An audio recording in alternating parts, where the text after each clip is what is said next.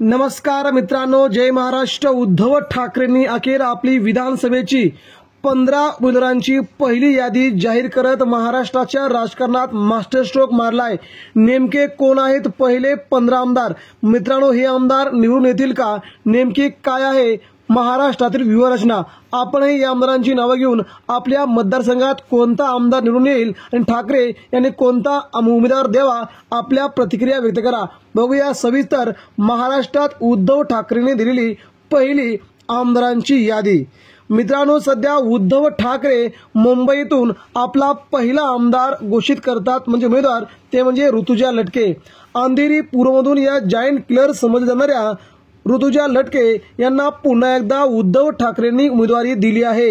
या भागातून त्या पहिल्या मशाल चिन्हावरती निवडून येणारे उमेदवार आहेत, त्यामुळे त्यांनाच पुन्हा ठाकरेंनी आपलं मशाल चिन्ह देऊन उमेदवारी दिली आहे। त्यानंतर पुढचे आहेत ते राजापूरचे आमदार साळवी, म्हणजेच सध्या राजेंद्र साळवी हे उद्धव ठाकरेंचे निष्ठावान आमदार म्हणून ओळखले जातात। त्यांच्यावरती वेगवेगळ्या धाडी पडल्या, परंतु त्यांनी कधी शिवसेना सोडण्याचा विचार केला नाही, त्यामुळे त्यांना पुन्हा एकदा ठाकरेंनी उमेदवारी देत त्यांना जिंकण्याच्या पूर्णपणे शुभेच्छा दिल्या आहेत। त्यामुळे कोकणात पुन्हा शिवसेना पुन्हा आपल्या उत्कर्षाने लढते आणि पुन्हा जिंकते बघावं लागेल। त्यानंतर पुढचे जायंट किलर आमदार आहेत ते म्हणजे वैभव नाईक। नारायण राणेंना 2 वेळा चितपट करणारे हे आमदार उद्धव ठाकरे आणि मातोश्रीचे निष्ठावान आमदार आणि कट्टर शिवसैनिक म्हणून ओळखले जातात। यांची देखील उद्धव ठाकरेंनी उमेदवारी घोषित करत सिंधुदुर्ग कुडाळ या मतदारसंघातून त्यांना उमेदवारी जाहीर केली आहे। त्यामुळे पुन्हा एकदा नारायण राणेचा परिवार विरुद्ध वैभव नाईक यांची लढाई पाहायला मिळते। त्यानंतर पुढचे आमदार आहेत ते भास्करराव जाधव।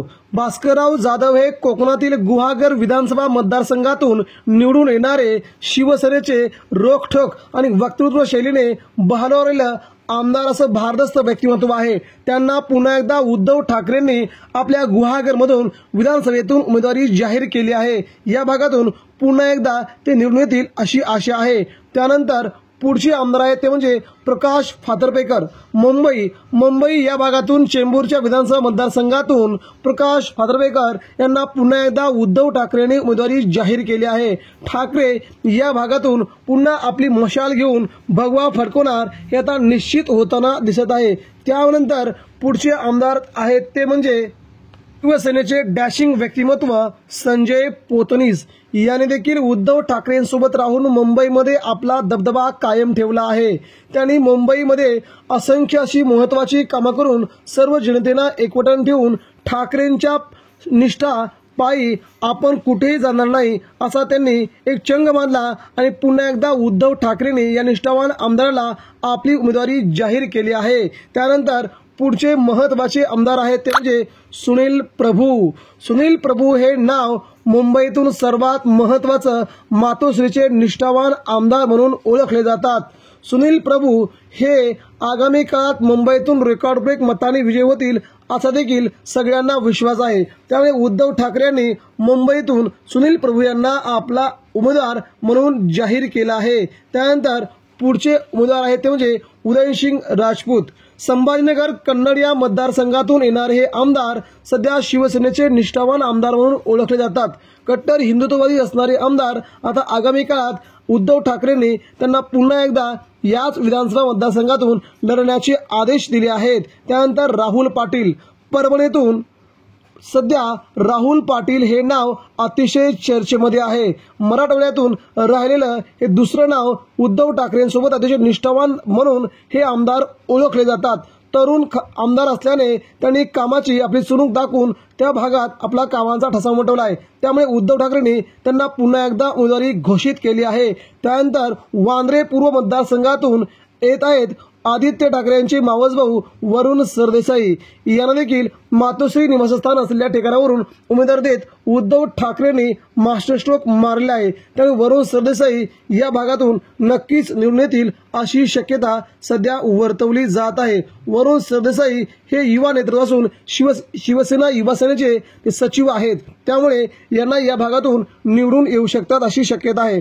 त्यानंतर पुढचं आहे नाव रमेश कोरगावकर। भांडूप पूर्व विधानसभा मतदारसंघातून रमेश कुरगावकर हे नाव निष्ठावान आमदार म्हणून ओळखले जाते. उद्धव ठाकरेंसोबत राहिलेले हे एक आमदार आहेत, त्यामुळे यांना या भागातून ठाकरेंनी उमेदवारी जाहीर केली आहे. त्यानंतर भांडूप विक्रोळी मतदारसंघातून संजय राऊत यांचे बंधू सुनील राऊत हे देखील डॅशिंग आमदार म्हणून ओळखले जातात. यांची देखील या भागात पूर्णपणे शिवसेनेचा दबदबा करून ठेवला आहे.